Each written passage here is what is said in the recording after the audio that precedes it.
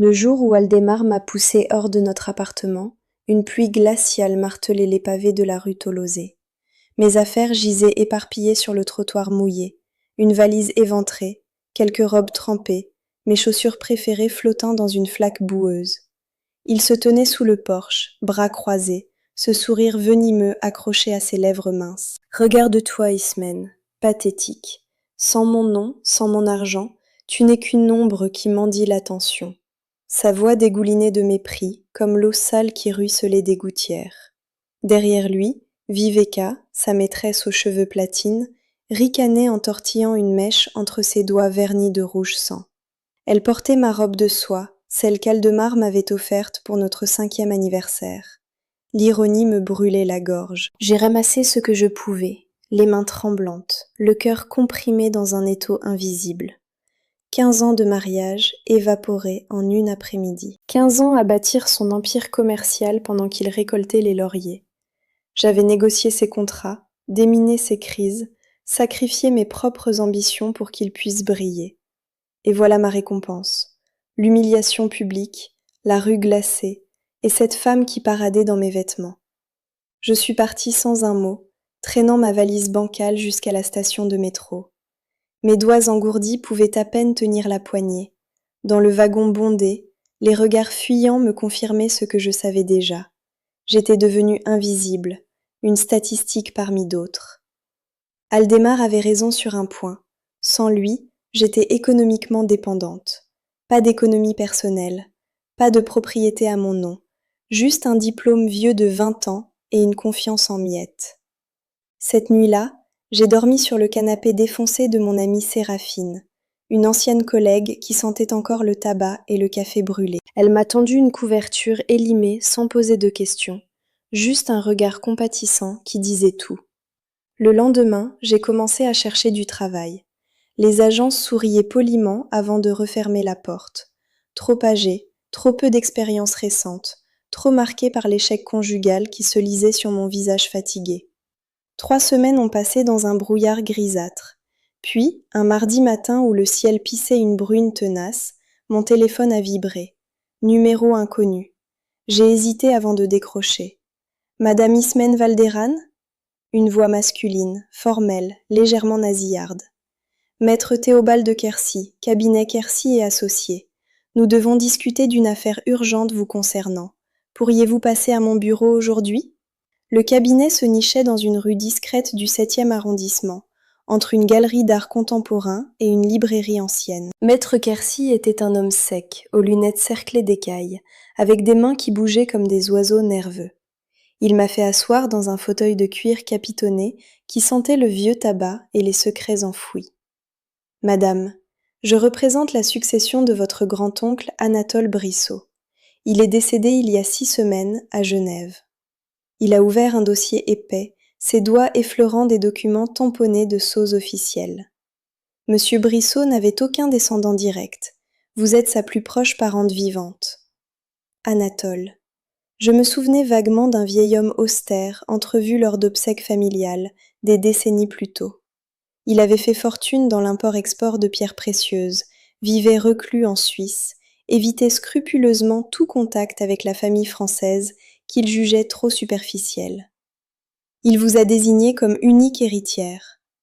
Maître Quercy a retiré ses lunettes, les a essuyées méthodiquement. L'actif total s'élève à environ 43 millions d'euros. Propriété immobilière, portefeuille d'actions, collection d'art, liquidité, tout vous revient. Le monde a basculé.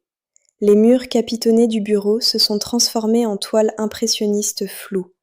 43 millions. Une somme obscène, inimaginable. Assez pour acheter 100 vies différentes, effacer toutes les humiliations, reconstruire un empire ou simplement disparaître sous les tropiques jusqu'à la fin de mes jours. Il y a toutefois des conditions. La voix de Quercy m'a ramenée à la réalité. Monsieur Brissot exigeait une discrétion absolue pendant 3 mois. Aucune publicité, aucune ostentation. Si vous respectez cette clause, l'héritage est définitivement vôtre. Si vous la violez, tout sera reversé à des œuvres caritatives. 3 mois de silence. 3 mois à jouer la femme brisée pendant que les rouages financiers se mettaient en place. Je pouvais faire ça. Oh oui, je pouvais parfaitement faire ça. J'ai signé les documents avec une main étonnamment ferme. En sortant du cabinet, la brune s'était transformée en crachin léger qui nettoyait l'air vicié. Chaque goutte semblait laver une couche d'humiliation ancienne. Je me suis surprise à sourire, un sourire carnassier que je ne me connaissais pas. Les semaines suivantes, j'ai continué ma comédie, chercher du travail, dormir chez Séraphine, porter mes vêtements fatigués. Mais dans l'ombre, les choses bougeaient. Quercy avait mobilisé une armée de comptables, de gestionnaires de patrimoine, d'experts fiscaux. Des comptes offshore se vidaient pour remplir mes nouveaux comptes. Des titres de propriété transitaient par des études notariales feutrées. L'argent coulait silencieusement, comme une rivière souterraine gonflée par la fonte des neiges. Pendant ce temps, Aldemar paradait. Les réseaux sociaux débordaient de photos le montrant avec Viveka dans des restaurants étoilés, des vernissages prétentieux, des soirées mondaines. Elle portait des robes de créateur, lui arborait des costumes sur mesure. Il rayonnait de cette arrogance particulière aux nouveaux couples qui pensent avoir tout compris de l'existence. Un soir, Séraphine m'a montré une publication particulièrement écœurante. Aldemar et Viveka s'embrassaient devant la tour Eiffel illuminée, légende sirupeuse sur « l'amour véritable qui triomphe des obstacles ». Les commentaires dégoulinaient de mièvreries. Certains anciens amis communs avaient liké. Mon estomac s'est contracté. Pas de jalousie, non. Quelque chose de plus sombre, une fin de justice qui me rongeait les entrailles comme un acide corrosif. « Tu devrais oublier ce connard », a murmuré Séraphine en refermant son ordinateur. Elle ne savait rien de l'héritage. Personne ne savait. J'étais devenue une menteuse magistrale, une actrice jouant le rôle de sa vie. Le 3 mois fatidique s'est écoulé comme un fleuve paresseux. Puis, un lundi glacial de novembre, Quercy m'a convoqué. Tout était finalisé, légal, inattaquable. Les 43 millions étaient officiellement miens, protégés par une architecture juridique impénétrable. J'étais riche, indécemment riche, définitivement riche. « Que comptez-vous faire maintenant ?» a demandé Quercy avec un sourire en coin. Il devinait probablement mes intentions. Les avocats de succession connaissent intimement les dynamiques familiales toxiques. « Justice », ai-je répondu simplement. J'ai commencé modestement. Un appartement discret dans le Marais, meublé avec goût mais sans ostentation. Des vêtements de qualité achetés dans des boutiques confidentielles. Une voiture sobre, allemande, fiable. Rien qui n'attirerait l'attention d'Aldemar ou de son cercle. Puis j'ai engagé Fabienne Mordax, une détective privée recommandée par Quercy. Fabienne était une femme sèche, aux cheveux courts, poivre et sel, avec des yeux de rapace et une moralité flexible. « Je trouve tout ce qui peut être trouvé », avait-elle promis, et elle n'avait pas menti. En 3 semaines, Fabienne a déterré le squelette entier du placard d'Aldemar. Des fraudes fiscales soigneusement camouflées, des pots de vin versés pour décrocher des contrats publics, une filiale offshore aux Caraïbes servant de blanchisserie pour des fonds douteux, des falsifications de documents lors d'acquisitions immobilières. Chaque transaction douteuse, chaque mensonge administratif, chaque combine illégale, tout était documenté, photographié, certifié. « Votre mari est un criminel financier classique », a conclu Fabienne en déposant un dossier épais sur ma table basse. Arrogant, négligent, persuadé que son charme le protège. Il a laissé des traces partout, comme un sanglier dans une forêt enneigée. J'ai feuilleté les documents. Chaque page était une bombe potentielle. Mais je ne voulais pas simplement le détruire, trop facile, trop rapide. Je voulais qu'il sente le sol se dérober sous ses pieds, qu'il comprenne ce que signifie perdre tout ce qu'on croit acquis, qu'il expérimente l'humiliation publique qu'il m'avait infligée. J'ai élaboré mon plan comme un horloger suisse assemble un mouvement complexe. Chaque pièce devait s'emboîter parfaitement dans la suivante. Le timing était crucial. L'effet domino devait être impeccable. Première étape, racheter discrètement les dettes d'Aldemar. Ses emprunts bancaires, ses obligations commerciales, ses créances fournisseurs, tout. Par l'intermédiaire de sociétés écrans, j'ai acquis ses passifs un à un. Les banques étaient ravies de se débarrasser de ces créances pour récupérer rapidement leur capital. Aldemar ne se doutait de rien. Pour lui, rien n'avait changé. Ses mensualités automatiques continuaient de ponctionner ses comptes. Mais désormais, c'était moi qui le remboursais. Deuxième étape, infiltrer son cercle professionnel. J'ai créé une fondation philanthropique, la Fondation Brissot, spécialisée dans le financement de projets urbains durables. Exactement le type d'organisation qui intéresserait Aldemar. J'ai embauché Gaspard, un jeune consultant charismatique aux dents longues, pour représenter la fondation et approcher Aldemar avec une proposition alléchante. Financer son prochain projet immobilier d'envergure. Aldemar a mordu à l'hameçon comme un brochet affamé. Le projet était pharaonique. Transformer une friche industrielle en complexe résidentiel écologique. Coût estimé, 20 millions. La fondation acceptait d'apporter 12 millions, à condition qu'Aldemar investisse personnellement 8 millions et respecte des critères environnementaux stricts. Pour réunir ces 8 millions, Aldemar a hypothéqué ses propriétés, vidé ses comptes épargne, emprunté auprès d'amis fortunés. Il rayonnait de confiance. Ce projet allait le propulser dans la cour des grands promoteurs, lui ouvrir des portes dorées, cimenter sa réputation. Viveka l'encourageait, déjà obsédé par les réceptions somptueuses qu'ils organiseraient dans le penthouse du futur complexe. Pendant ce temps, Fabienne continuait son travail d'ombre. Elle avait découvert quelque chose de savoureux. Viveka n'était pas seulement une maîtresse opportuniste. Elle était une arnaqueuse professionnelle, spécialisée dans l'escroquerie sentimentale. 3 hommes fortunés précédents, 3 divorces lucratifs, 3 fortunes amputées.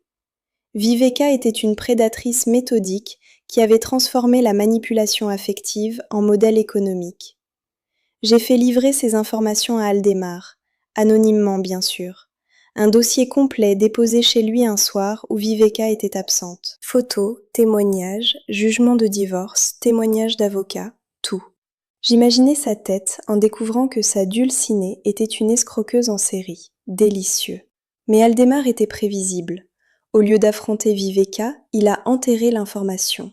Trop fier pour admettre qu'il s'était fait manipuler, trop arrogant pour reconnaître son erreur de jugement. Il a probablement rationalisé. Ces hommes étaient faibles, stupides. Lui était différent. Lui contrôlait la situation. Classique. Troisième étape, le piège se referme. 3 mois après le début du chantier, alors qu'Aldemar avait investi jusqu'à son dernier euro, la Fondation Brissot s'est retirée du projet. Officiellement, des irrégularités contractuelles et le non-respect des normes environnementales convenues. En réalité, des clauses rédigées par les meilleurs juristes, impossibles à respecter sans dépenses astronomiques supplémentaires. Aldemar s'est retrouvé nu. 8 millions engloutis dans un chantier inachevé. Aucun financement de remplacement. Les entrepreneurs réclamaient leur paiement.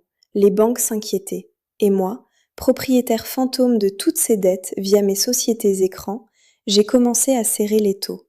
Appels de créanciers, lettres de mise en demeure, menaces de saisie, le cauchemar qu'il m'avait infligé, multiplié par 1000.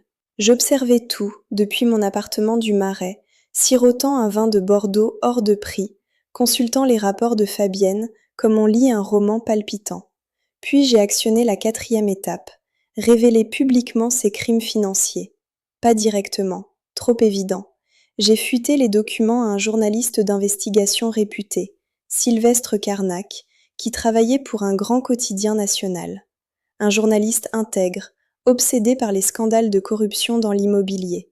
Carnac a flairé le scoop du siècle.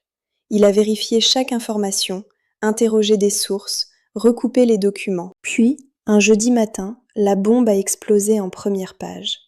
Aldemar Forstein, promoteur en vue, soupçonné de fraude fiscale massive et corruption. L'article était dévastateur, précis, accablant, impossible à réfuter. Les réseaux sociaux se sont enflammés. Les mêmes personnes qui léchaient les bottes d'Aldemar quelques semaines plus tôt le crucifiaient maintenant publiquement.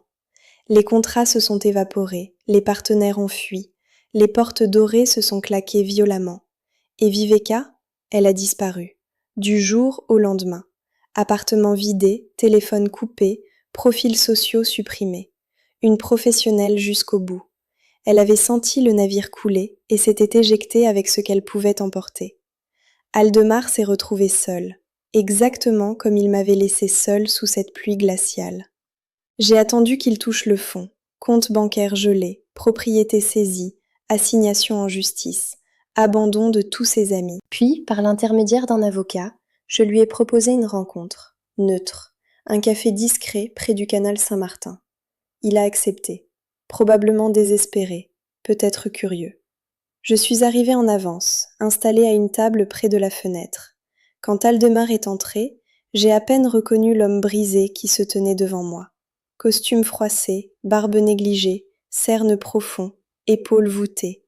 L'arrogance avait fondu comme neige au soleil. Il s'est assis lourdement, évitant mon regard. Ismène. Sa voix était rauque, fatiguée. Pourquoi voulais-tu me voir ? J'ai souri, un sourire doux, presque bienveillant. Pour te proposer une sortie de crise. J'ai les moyens d'acheter tes dettes, de stopper les poursuites, de te donner une seconde chance. Ses yeux se sont illuminés brièvement. L'espoir du noyé qui aperçoit une bouée. Pourquoi ferais-tu ça ? Parce que malgré tout, nous avons partagé 15 ans.